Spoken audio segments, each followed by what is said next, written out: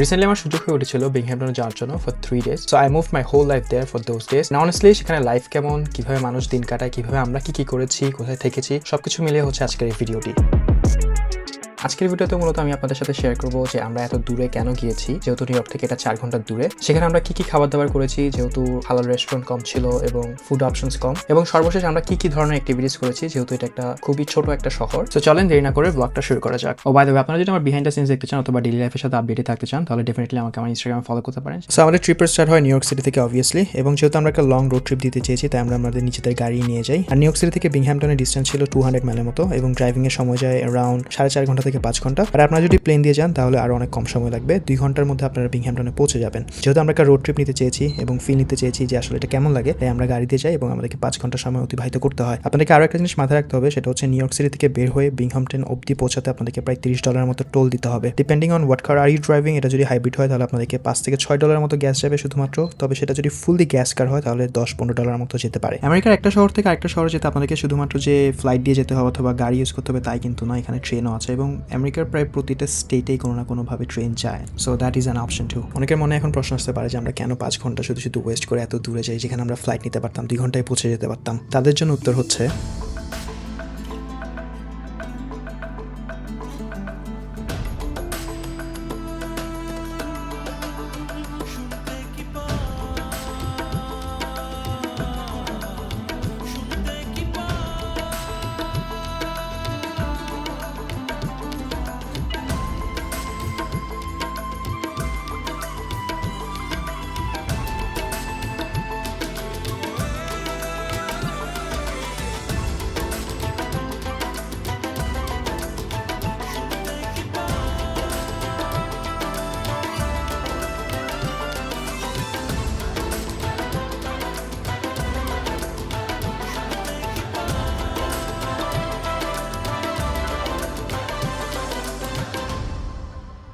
We were lucky enough যে আমাদের গাড়িতে পিৎজা ছিল, কারণ আমাদের ইনিশিয়াল প্ল্যান ছিল যে আমরা সবাই 2 ঘন্টা পরে কোথাও ব্রেকের জন্য ওয়েট করবো অ্যান্ড তখন কোথাও খেয়ে নিবো, but none of us could wait until 2 hours যে কখন নামবো কখন খাবো। সো আমরা মাঝপথে একটু করে পিৎজা খেয়ে নিই সকলেই। ওকে, সো ফাইনালি 2 ঘন্টা পর আমরা মাঝপথে একটু দাঁড়াই কোথাও খাওয়া দাওয়া করার জন্য, অ্যান্ড আমরা হালাল রেস্টুরেন্ট অনেক খুঁজে ট্রাই করি, বাট কোথাও হালাল রেস্টুরেন্ট পাই নাই। সো যেটা আমাদের কাছে সব থেকে ইজিয়েস্ট অপশন মনে হয়েছে সেটা হচ্ছে ম্যাকডোনাল্ডস, অ্যান্ড ম্যাকডোনাল্ডসে কি আমরা ফিশ ফিলেট তারপর আদার যে বার্গার্স আছে সেগুলো অর্ডার করি। দিস পয়েন্ট কতটা ঠান্ডা পড়তেছে সেটা রেকর্ড করার জন্য আমি আসলে নিজেকে একটু ফিল্ম করি। ফুটেজটা দেখে আমি বুঝতেছি যে কতটা ঠান্ডা পড়ছিল সেদিন।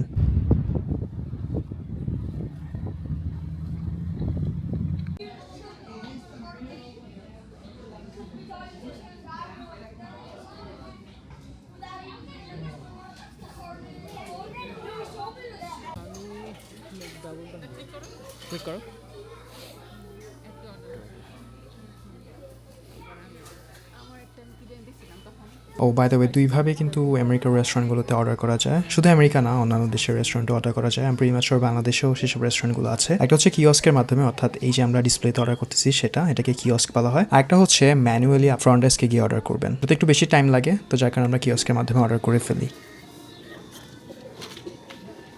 ম্যাকডোনাল্ডসে খাবার অর্ডার করার একটা প্লাস পয়েন্ট হচ্ছে আপনাকে বেশিক্ষণ অর্ডার করতে হবে না। আমরা যে পরিমাণ খাবার অর্ডার করছি যতগুলি মানুষের জন্য, সেগুলো যদি আমরা কোনো একটা রেস্টুরেন্টে অর্ডার করতাম ডেফিনেটলি খাবার আরও বেশি হতো এবং ওয়েটিং টাইম আরও বেশি হতো। সেক্ষেত্রে আমরা এখানে 5-10 মিনিটের মধ্যেই খাবার পেয়ে যাই।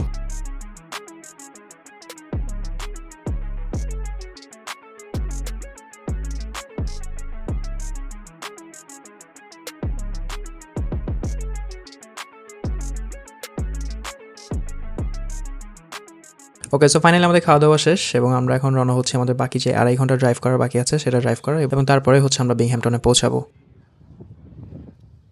যেহেতু সেটা একটা ক্রিসমাসের উইকেন্ড ছিল, অর্থাৎ ক্রিসমাসের পরের দিনই, তো হাইওয়েতে প্রচুর জ্যাম ছিল। তো আমরা হাইওয়েতে এই জ্যামটা স্কিপ করার জন্য বেসিক্যালি লোকাল রোড নিই, যেন এই জ্যামের পোর্শনটা আমরা বাদ দিতে পারি, কিন্তু আসার পর দেখি এখানে আরও বেশি জ্যাম।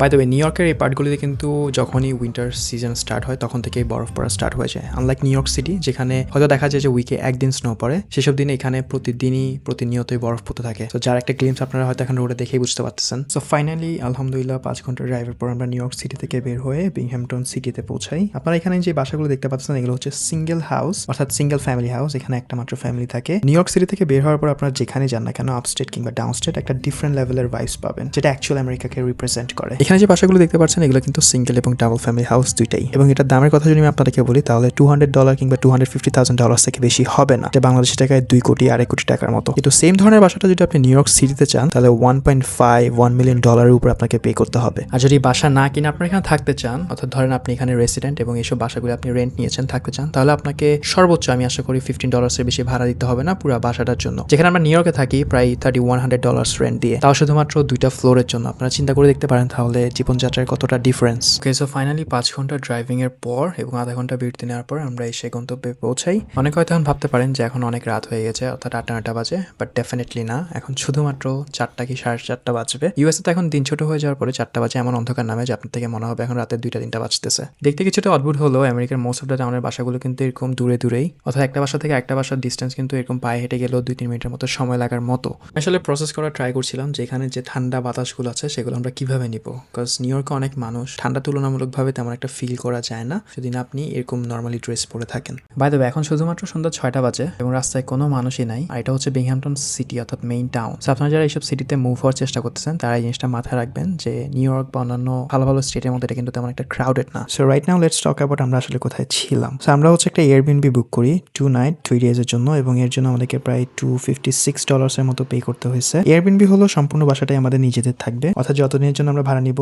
ততদিন আমরা এখানে সবকিছু ইউজ করতে পারবো। For example laundry, utensils, kitchen, everything. পুরো বাসাটা আমাদের নিজেদের মতো করেই থাকবে। সো এখন আমি আপনাদেরকে একটু বাসাটা ঘুরে দেখাই। এখানে 2টা বেডরুম ছিল, একটা ড্রয়িং ডাইনিং আর কিচেন রুম অ্যাটাচ ছিল, আর এটার সাথে 2টা বাথরুম ছিল এবং একটা লন্ড্রি রুম ছিল এন্ট্রান্সের সাথে। এটাকে আসলে লন্ড্রি রুম বলাও যায় না, বিকজ এন্ট্রান্সের সাথে ড্রায়ার এবং ওয়াশার 2টা বসায় রাখছে, এন্ড দ্যাটস ভেরি মাচ ইট।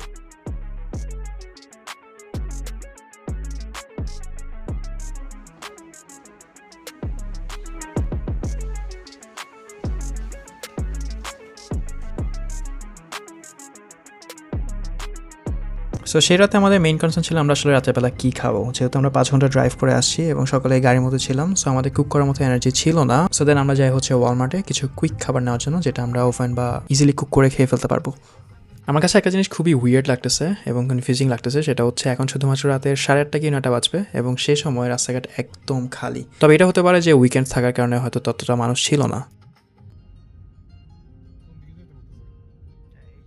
এখানের ওয়ালমার্টটা এত এত এত বিশাল বড় যে আমার ধারণার বাহিরে যে এই জায়গাটার মধ্যে এত বড় ওয়ালমার্ট থাকবে। সত্যি কথা বলতে নিউ ইয়র্কের মধ্যে আমি কখনো এত বড় ওয়ালমার্ট দেখি নাই। আমি যতগুলো এই ওয়ালমার্টে গিয়েছি নিউ ইয়র্কের মধ্যে, নিউ ইয়র্ক সিটির মধ্যে কখনো এত বড় ওয়ালমার্ট দেখি নাই। But from my past experience Walmart কিন্তু সব থেকে বেশি সেসব জায়গায় চলে যেখানে তেমন একটা ক্রাউডেড থাকে না।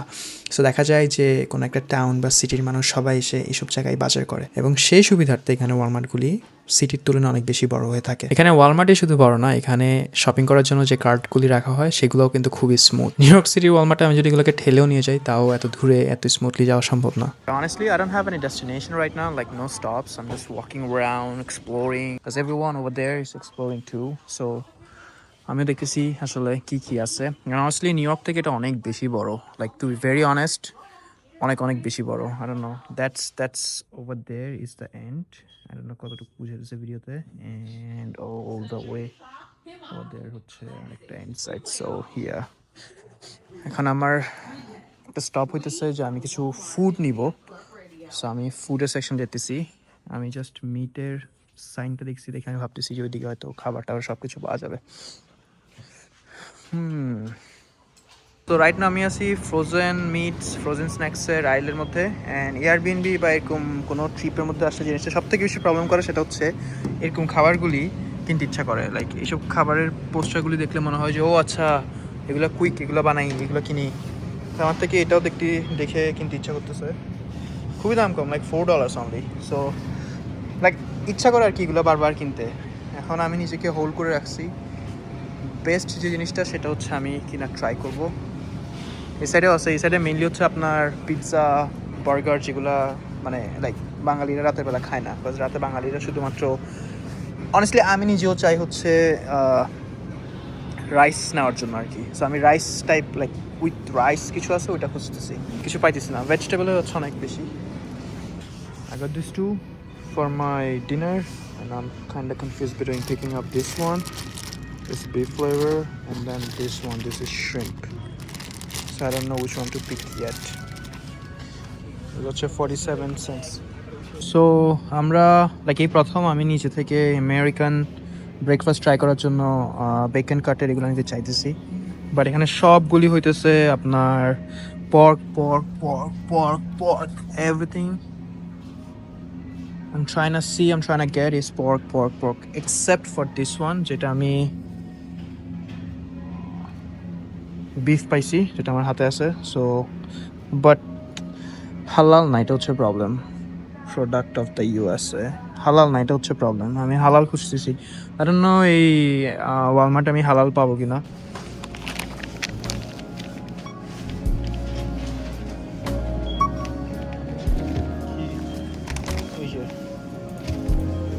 দেন হচ্ছে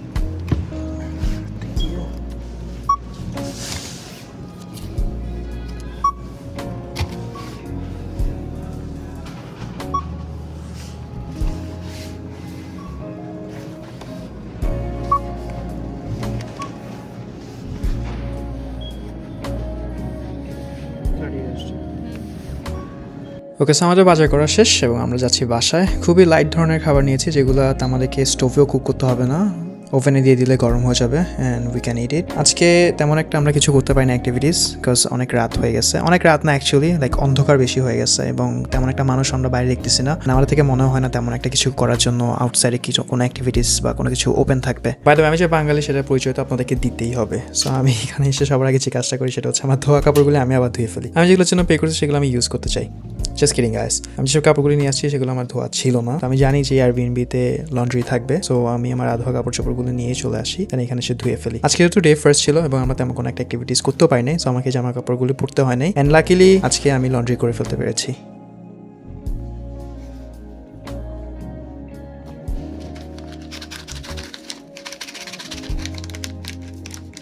And this is what it calls happiness. So I just downloaded YouTube. I don't want to really watch YouTube. আমি Stranger Things দেখবো। So yep, they got oh, by the way, প্রতিটা এয়ারবিএনবিতে যে জিনিসটা সব থেকে বেশি কমন সেটা হচ্ছে নেটফ্লিক্স থাকবেই থাকবে। It's like a very common thing you'll get with Airbnbs. So যারা নেটফ্লিক্সের খুব বড় fan, this is like a plus point, a gift for you. Wow, like look, what a feeling.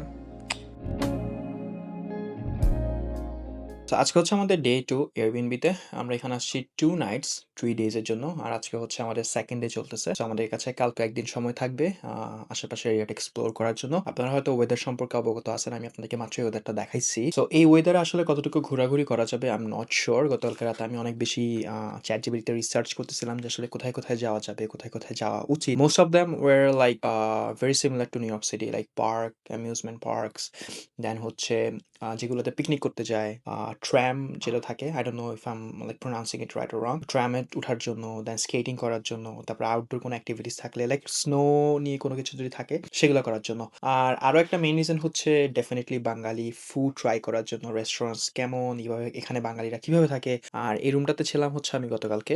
So this is like a very giant bed. একটা জিনিস আমার এই বেডে ভালো লাগে না, সেটা হচ্ছে আমি এখন অনেক উপরে, লাইক মাটি থেকে অনেক উপরে উঠে বসে আছি। এটার হাইটটা দেখেন, লাইক বেডটা অনেক নিচে বাট এটার হাইট হচ্ছে অনেক বেশি। সো উঠে বসতে অনেক কষ্ট হয়। আল্লাহ না করুক কারো যদি গ্র্যান্ড প্যারেন্টস ঘুরতে আসে অথবা একটু বয়স্ক যার কোমরে ব্যথা বা সামথিং লাইক দ্যাট, তাহলে ওদের এইসব বেডে থাকতে অনেক বেশি কষ্ট হবে।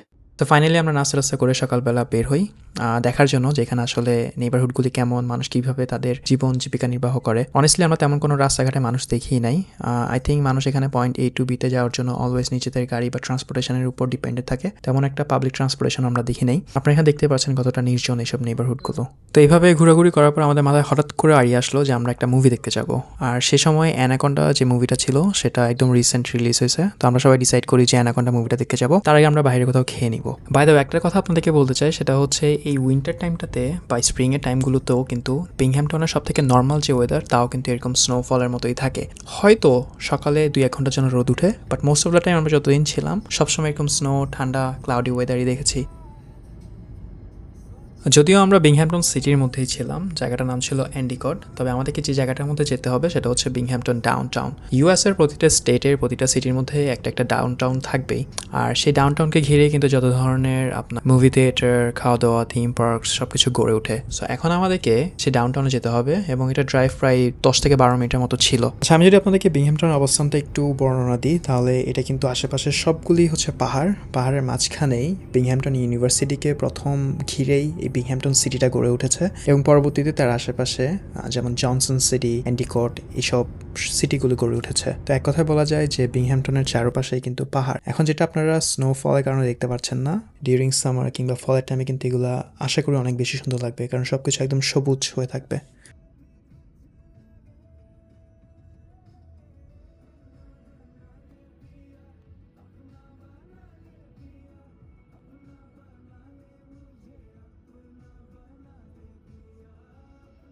Okay, so another 10 to 15 minutes drive was start by a theater. আমরা হচ্ছে এখানে মুভি দেখবো। This is the first time ever আমি আমার লাইফের মধ্যে এরকম স্নোতে মেয়েদের মতো ভিডিও করতেছি, just for the footages to put on my videos. খুবই উইয়ার্ড লাগতেছে।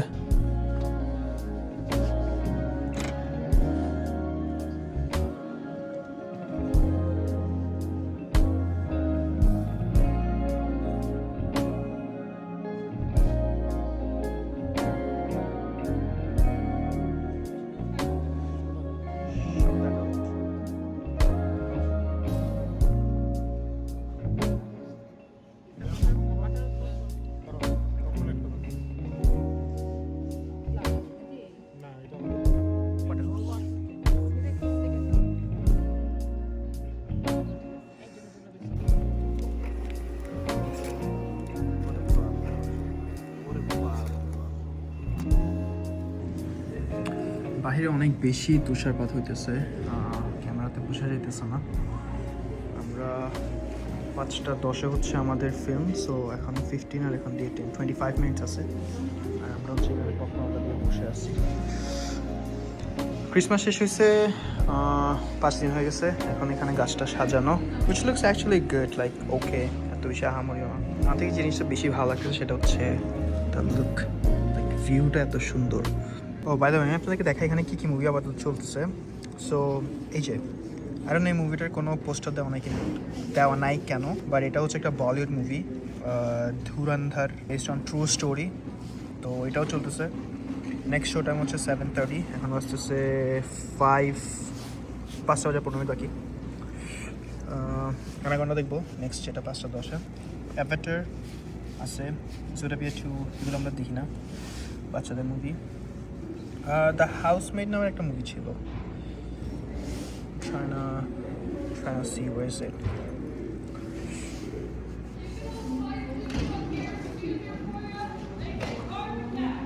এই মুভি দেখার কথা কী বলবো, মুভি দেখার সময় ছিল 5:10। সো আমরা আগে থেকে জানতাম যে মুভি 5:10 শুরু হলো, অ্যাড মিলে সেটা 5:30 পর্যন্ত যাবে। এখন 5:40 বাজতেছে, কিন্তু তারপরও মুভি শুরু হওয়ার কোনো নাম নাই। Não deveria estar aqui. A selva não quer a gente aqui. Tem. Think it was John Boyd. Let's go. Okay, so currently it's 7:15 p.m. right now, and this place started getting like packed. See a lot of people over here. I think this is the right time to come to watch a movie. I don't know, but আমরা তো যেহেতু out of city person, that's why আমরা আসছি late. I mean like আগে। By the way, এইসব প্লেসগুলি কতটা ঠান্ডা সেটা যদি আপনাদেরকে একটু ধারণা দিই তাহলে বুঝতে পারবেন এই জিনিসটা দেখে। সেটা হচ্ছে আমরা 2 ঘন্টার জন্য ভিতরে যাই বা 2.5 ঘন্টার জন্য ভিতরে যাই মুভিটা দেখার জন্য, এবং বাসায় এসে যে স্নোটা পড়ছে সেটা একদম গাড়িতে লেগে গেছে, মানে এটা উঠানোর জন্য খুব প্রেশার দিয়ে এটাকে স্লাইড করতে হচ্ছে। মুভি দেখা শেষ, আমরা বাইরেও খেয়ে ফেলছি এবং আমরা আসলে মলমার্টে কিছু কেনাকাটা করার জন্য। তখনই পাশে দেখি এরকম একটা বোবা টি এর স্পট আছে। সো আমরা এখানে আসি এক্সপ্লোর করার জন্য যে এখানে কী ধরনের টিস বা শেকস পাওয়া যায়।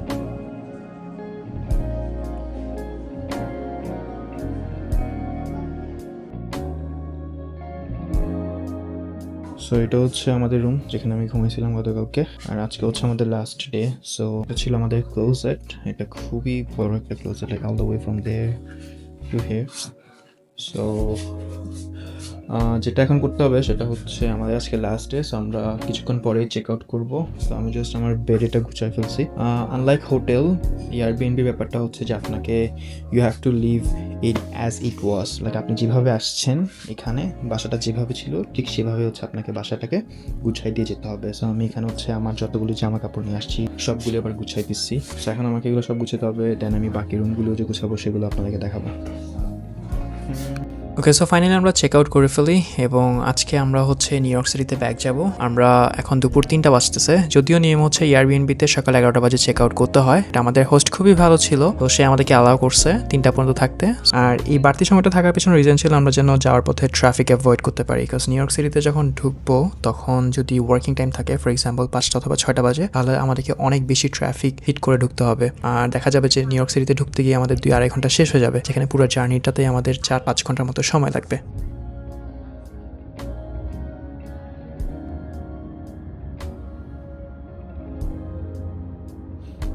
তো যাওয়ার পথে আমরা যে বিরতিটা ম্যাকডোনাল্ডসে নিই, আসার পথে সেই বিরতিটা আমরা কোনো একটা টেস্টি রেস্টুরেন্টে নিতে চাইছিলাম যেন ফুডগুলি ট্রাই করতে পারি। সো আসার পথে আমরা গুগলে ম্যাপ দেখছিলাম যে কোথায় আসলে স্টপ হওয়া যায়, একটু রেস্ট নেওয়া যায়। সো দেন এই রেস্টুরেন্টটা রেকমেন্ড করলো এবং এটার খাবার ছিল খুবই ভালো। আমি এটার লিঙ্কটা আপনাদেরকে ডিসক্রিপশনে দিয়ে দিব। এটা নিউ জার্সির মধ্যে, অর্থাৎ নিউ ইয়র্ক সিটি থেকে শুধুমাত্র 1-1.5 ঘন্টা ড্রাইভ। সো আপনারা যদি গিয়ে টেস্ট করতে চান সেটাও করতে পারবেন। সো উইথ অল দ্যাট আমরা চলে আসছি নিউ ইয়র্ক সিটির মধ্যে, যেটা আপনারা ট্রাফিক দেখে বুঝতে পারতেছেন। পুরো রাস্তা পাড়ি দিতে, অর্থাৎ 200 মাইলের মতো পাড়ি দিতে আমাদের সময় লেগেছে 4.5 ঘন্টার মতো। থেকে নিউ ইয়র্ক সিটির ভিতরে যেতে আমাদের সময় লেগে যাচ্ছে অলমোস্ট 1 ঘন্টার মতো। সো এটাই ছিল আজকের আমার ব্লগ। আশা করি আপনার থেকে ভালো লেগেছে।